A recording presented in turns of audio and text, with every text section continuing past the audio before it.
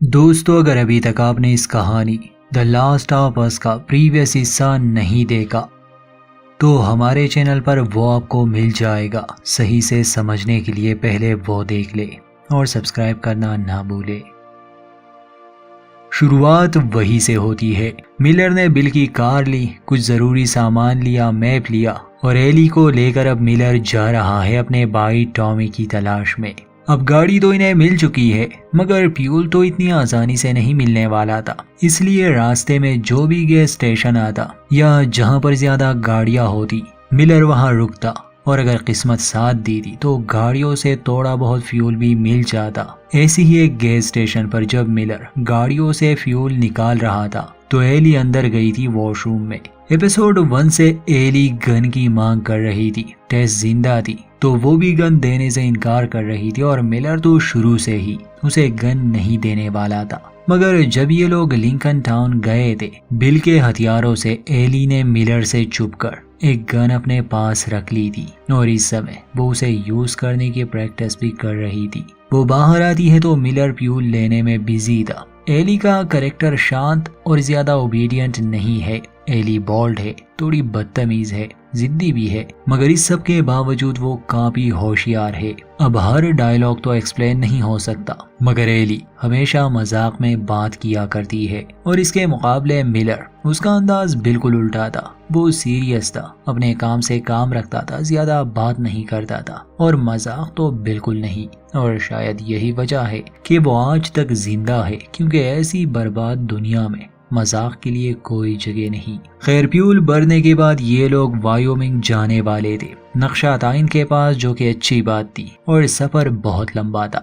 शाम होने से पहले ही मिलर गाड़ी को जंगल के दिहाने पर पार्क करता है। ये लोग जंगल में ही रात बिताने वाले थे। खाना बनाते समय जब एली पूछती है कि क्या हम आग जलाने वाले हैं, तो मिलर इनकार कर देता है। एली कहती है कि हाँ जानती हूँ, क्योंकि इन्फेक्टेड लोग हमें ढूंढ लेंगे। मगर मिलर कहता है कि नहीं, वो इतने स्मार्ट नहीं है। मिलर का मतलब और लोगों से था, जैसे लुटेरे। ये बात सुनकर एली पूछती है कि ज्यादा से ज्यादा वो हमारा खाना लूटने आएंगे ना, मगर मिलर ज्यादा इस बारे में बात नहीं करता। दिल ही दिल में एली को थोड़ा डर लगने लगा, क्योंकि ये बिना कानून वाली दुनिया है और यहाँ कुछ भी हो सकता है। रात को दोनों जंगल में ही सो जाते हैं, मगर बाद में हमें दिखाया जाता है कि मिलर को नींद नहीं आ रही, वो पहरा दे रहा था। खैर, रात तो शांति से गुजर गई। सुबह एली जागती है तो कॉफी बन रही थी, मगर एली को वो बिल्कुल पसंद नहीं आती। सामान पैक करके ये लोग वायोमिंग की तरफ अपना सफर शुरू करते हैं।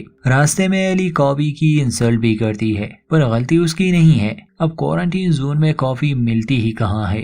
खैर, इसके बाद एली मिलर से उसके भाई के बारे में पूछती है कि हम उसके पास क्यों जा रहे हैं और वो तुम्हारे साथ क्यों नहीं है। मिलर बताता है कि उसे शुरू से ही हीरो बनने का बहुत शौक था। इस तबाही के बाद उसने फायरफ्लाइज को ज्वाइन किया, क्योंकि वो दुनिया को बदलने वाले थे। मुझे शुरू से ही ये बकवास लगता था, जो कि सच है। हम दुनिया को नहीं बदल सकते। मैंने बहुत कोशिश की उसे सुरक्षित रखने की। मुझे पता है वो ठीक है, बस हमें उसे ढूंढना होगा। अगर वो हमें वायोमिंग में नहीं मिला तो वो आसपास के इलाके में कहीं ना कहीं होगा, और जब वो हमें मिल जाएगा तो वो हमें विरोधी दल के किसी सीक्रेट जगह पर पहुंचा देगा। फिर इसके बाद एली सो जाती है और कुछ घंटे के बाद ये लोग पहुंच जाते हैं एक और शहर में। मैप के हिसाब से ये लोग सही जा रहे थे, मगर जहाँ से इन्हें गुजरना था वहाँ का रास्ता पूरी तरह से ब्लॉक था। ये बड़ी समस्या थी इनके सामने, क्योंकि इन्हें घूम कर जाना था, जो अब मुमकिन भी नहीं था। इसलिए मिलर फैसला करता है कि हम उस रास्ते से जाएंगे जो शहर के बीच से गुजरता है। असल में शहर के रास्तों पर जाना खतरनाक था। वहाँ लोग हो सकते हैं, ऐसे लोग जो इन्हें नुकसान पहुंचा सकते हैं, और ये तो हाईवे था, मगर किस्मत यहाँ इनका साथ नहीं देती। मिलर को खतरे का अंदाजा था, मगर फिर भी वो शहर से जाने वाला था। कुछ आगे जाने पर ही एक जख्मी आदमी उन्हें नजर आता है। एली को लगा कि मिलर उसकी मदद करेगा, मगर ये बस एक चाल थी इन्हें फंसाने की। मिलर तेज गाड़ी चलाता है और जो बाकी लोग छुपे थे वो उनकी गाड़ी को नुकसान पहुंचाने लगे और वो कामयाब भी हो जाते हैं। गाड़ी का टायर पंक्चर होने की वजह से वो बेकाबू हो गई और इतने में लुटेरे वहां पहुंच गए। वो गोलियां चलाने लगे। मिलर पहले तो एली को शांत करता है और उससे पूछता है कि तुम्हें कोई चोट तो नहीं आई। वो ठीक थी। सामने ही दीवार में एक होल था। वो एली को उसके अंदर जाने का कहता है और खुद गोलियां चलाकर उन लुटेरों का ध्यान अपनी तरफ खींच लेता है। वो 2 आदमी थे। अब मिलर उनमें से एक को तो मार देता है। एली दीवार के उस पार जा चुकी थी। बदकिस्मती से मिलर की गन यहाँ खराब हो गई। वो आदमी आता है और उस पर हमला कर देता है। दोनों ही लड़ते हैं। अंत में वो दूसरा आदमी मिलर का गला दबाने लगा। एली को अंदाजा हो चुका था कि मिलर खतरे में है। वो उसकी मदद करना चाहती थी। जो गन उसने अभी तक छुपाई थी वो उसे ले लेती है और उस आदमी को शूट कर देती है। वो आदमी अचानक से नहीं मरता। खैर इसके बाद वो सीधा हो गया। वो बहुत रिक्वेस्ट करता है कि मुझे मत मारो, मैं और नहीं लड़ूंगा। पहले तो मिलर एली से वो गन ले लेता है, फिर उसे पीछे जाने के लिए कहता है और उस आदमी को मार देता है, क्योंकि इस दुनिया में दया दिखाना बेवकूफ़ी होगी। अब यहाँ से सीन शिफ्ट होता है कुछ और लोगों पर। ये लोग ना तो पेड्रा वाले थे ना ही विरोधी दल। ये आज़ाद लोग थे।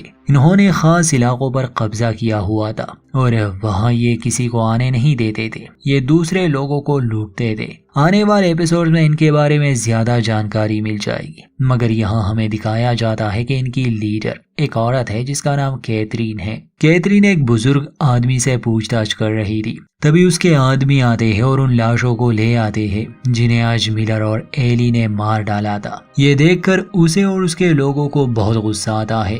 कैथरीन सभी को आदेश देती है कि हमारे इलाके में जो भी आया है वो जिंदा बाहर नहीं जा सकता, इसलिए उसे ढूंढो और खत्म कर दो। जिस आदमी से कैथरीन पूछताछ कर रही थी उसे वो बेझिझक शूट कर देती है। दूसरी तरफ मिलर और एली दिखाए जाते हैं। वो एक इमारत में छुपे थे। मिलर को अंदाजा था कि इस पूरे शहर पर इन लोगों का कब्जा है और वो इन्हें ढूंढने आएंगे, इसलिए उन्हें कुछ समय के लिए यहीं पर छुपना पड़ेगा। जब रास्ता साफ हो जाएगा वो यहाँ से निकल जाएंगे। यहाँ मिलर एली से बात करता है कि उसे किसी को मारना नहीं चाहिए था। ये अच्छी बात नहीं, मैं जानता हूँ, क्योंकि जब तुम किसी को नुकसान पहुँचाते हो तो इसके बाद तुम बदल जाते हो। एली पूछती है कि क्यों नहीं, तो मिलर कहता है कि तुम अभी बच्ची हो, ये सब करना तुम्हारे लिए सही नहीं। एली भी इस बात से दुखी थी। वो कहती है कि हाँ, मगर मैं इससे पहले भी किसी को मार चुकी हूँ। ये हमने देखा था जब उसने गैस स्टेशन में एक इन्फेक्टेड आदमी को मार डाला था। खैर कैथरीन के आदमियों को किसी बारे में पता चला। जब खुद कैथरीन वहाँ आती है तो एटिक में वो कुछ ड्राइंग्स देखती है जो जरूर बच्चों ने बनाए होंगे। अब इनकी क्या कहानी है ये आने वाले एपिसोड्स में पता चलेगा, मगर जिस इमारत में ये लोग थे वहाँ की जमीन में कुछ था, कुछ बहुत ही बड़ा और खतरनाक, जो बाहर आने की कोशिश कर रहा था। कॉर्डी से फंगल पैरासाइट ने कुछ बहुत ही खतरनाक चीजों को तैयार किया है, मगर अभी तक वो सामने नहीं आए। जल्द ही वो सामने आएंगे। खैर कैथरीन अपने आदमी से कहती है कि इसे हम बाद में देख लेंगे, पहले उन लोगों को ढूंढ ले। रात होने वाली थी। मिलर और एली को किसी सुरक्षित जगह पर रात गुजारनी थी। वो एक बहुत ऊंची बिल्डिंग में चले जाते हैं क्योंकि वहाँ कोई भी इन्हें ढूंढने नहीं आएगा। सोने से पहले मिलर और एली की कुछ बातें होती है। मिलर फर्श पर कांच के टुकड़े भी डाल देता है ताकि अगर कोई अंदर आने की कोशिश करे तो इन्हें पता चल जाए। सोने से पहले एली एक जोक सुनाती है और पहली बार वो मिलर को हंसा पाती है। अब आहिस्ता आहिस्ता दोनों के बीच एक रिश्ता बन रहा था, मगर आधी रात को जब मिलर की आंख खुलती है तो कुछ बच्चे हथियार लिए उन्हें बंदी बना लेते हैं और यहीं पर एपिसोड का दी एंड। दोस्तों आगे देखेंगे होता है क्या। चैनल के साथ जुड़े रहिए। वीडियो अच्छी लगे तो लाइक करें।